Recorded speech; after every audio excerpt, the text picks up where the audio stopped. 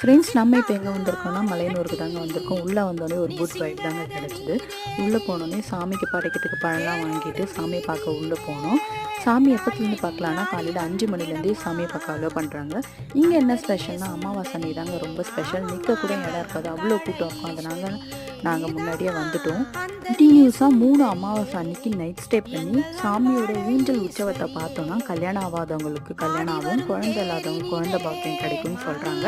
இந்த பூட்டு எதுக்கு போட்டுறாங்கன்னா நம்ம கஷ்ட நஷ்டம் எல்லாம் போகணும்னு சொல்லி பூட்டு போட்டு சாவியை தொலைச்சிட்டு பூட்டை எங்கேயோ லாக் பண்ணிட்டு போனாங்கன்னா எல்லாமே சரியாயிடும்னு சொல்கிறாங்க.